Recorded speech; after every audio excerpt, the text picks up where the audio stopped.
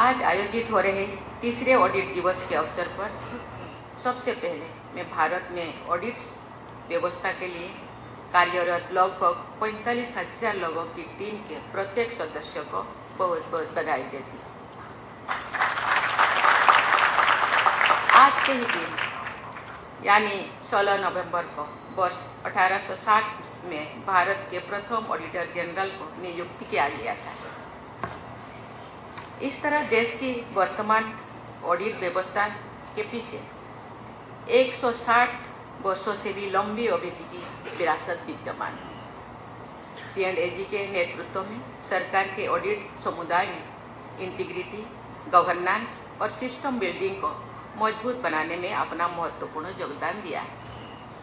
इसके लिए मैं आप सबकी और आपके पूर्ववर्ती कर्मचारियों एवं अधिकारियों की सराहना करती हूँ। आज विश्व समुदाय में भारत की अग्रणी स्थिति ऑडिट के क्षेत्रों में भी दिखाई देती है। भारत द्वारा G20 की अध्यक्षता की सर्वत्र सराहना की जाती है। विश्व की कुल GDP में G20 देशों का लगभग 85% हिस्सा है। इसलिए G20 देशों में फाइनेंशियल प्रोप्राइटी तथा सुशासन को और सुदृढ़ बनाने को विश्वव्यापी लाभ होगा। भारत द्वारा G20 की अध्यक्षता के दौरान भारत के C&AG श्री गिरीश चंद्र मुर्मू जी ने G20 देशों के सुप्रीम ऑडिट इंस्टीट्यूशंस की अध्यक्षता की। इसके लिए मैं आपको बहुत बहुत बधाई देती हूँ। भारत द्वारा SAI20 की अध्यक्षता के दौरान ब्लू इकोनॉमी और रेस्पॉन्सिबल आर्टिफिशियल इंटेलिजेंस के मुद्दों पर जोर दिया जाना, भविष्य के बारे में रोड मैप तैयार करना अच्छी प्रयास है। अन्य अंतर्राष्ट्रीय मंचों पर भी भारत का C&AG संस्थान अग्रणी भूमिका निभा रहा है। सुप्रीम ऑडिट इंस्टीट्यूशंस का मार्गदर्शन करना भारत के C&AG संस्थान के global leader in public sector auditing बने रहने के विजन के सर्वथा अनुरूप है। एक्सटर्नल ऑडिटर के रूप में भारत के C&AG द्वारा यूनाइटेड नेशंस से जुड़े अनेक महत्वपूर्ण संस्थानों का ऑडिट किया गया है।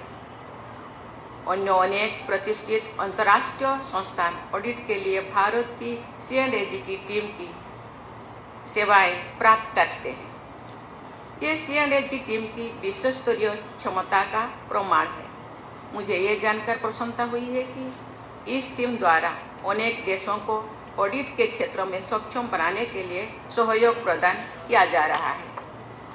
मुझे विश्वास है आप सब फाइनेंशियल ऑडिट, कंप्लायंस ऑडिट तथा परफॉर्मेंस ऑडिट के क्षेत्र में विश्व के अन्य सुप्रीम ऑडिट इंस्टीट्यूशन के लिए नई प्रतिमान और आदर्श स्थापित करेंगे।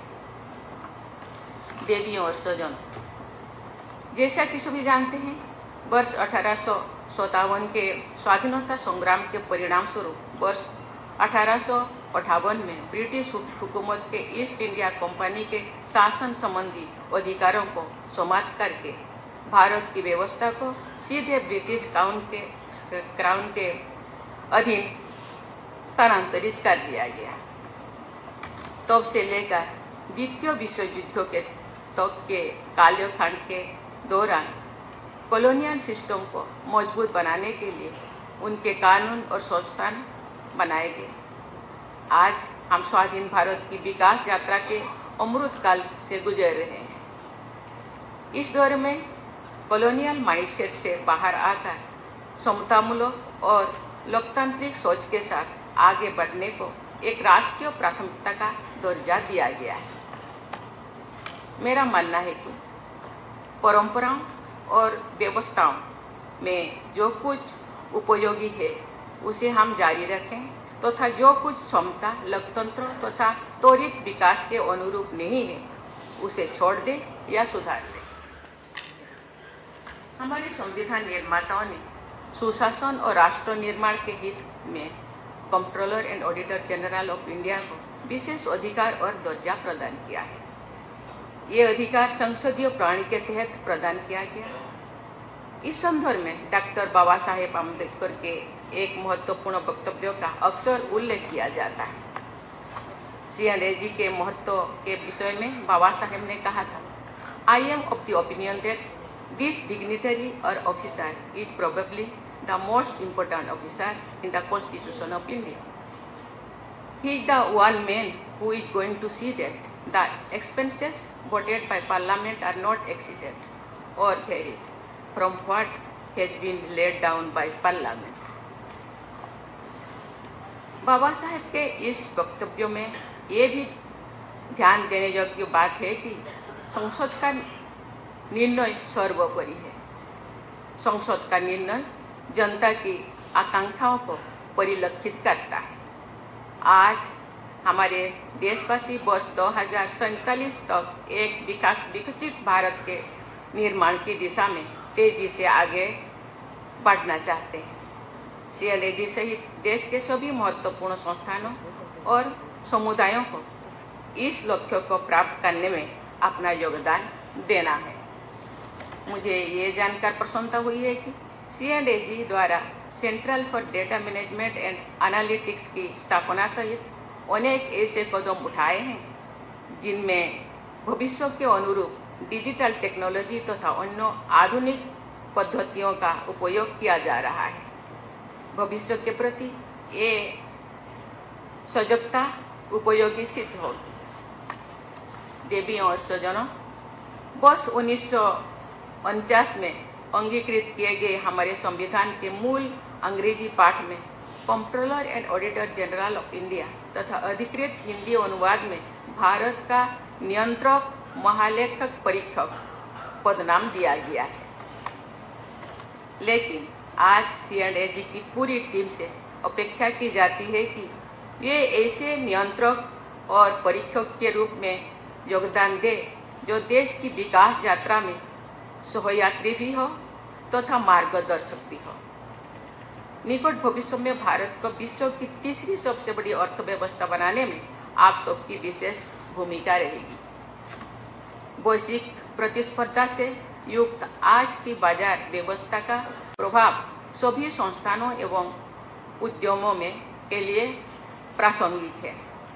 नैतिकता पर आधारित प्रतिस्पर्धा की क्षमता देश के सभी उद्यमों एवं कार्यकलापों में निरंतर बढ़नी चाहिए. फाइनेंशियल प्रोप्राइटी तथा लीगलिटी सुनिश्चित करते हुए एक्सीलरेटेड ग्रोथ एंड डेवलपमेंट के राष्ट्रीय लक्ष्यों को प्राप्त करने की दिशा में आने वाली अवरोधों को दूर करना C&AG सहित सुशासन के लिए जिम्मेदार प्रत्येक संस्था एवं व्यक्ति के प्रभावी योगदान की कसौटी. मैं चाहूंगी कि ऑडिटर को आलोचक नहीं बल्कि सुशासन का सूत्रधार समझा जाए, ऐसा मार्गदर्शक समझा जाए जिसकी स्क्रूटिनी से सही राह पर चलने की सीख मिलती है. मुझे विश्वास है भारत की नई प्रतिष्ठा, नई आकांक्षाओं और नई लक्ष्यों के अनुरूप C&AG की टीम सदैव तत्पर रहेगी तथा नैतिकतापूर्ण त्वरित विकास को बल प्रदान करेगी. मैं आप सबके स्वर्णिम भविष्य की मंगल कामना करती हूँ. जय हिंद, जय भारत.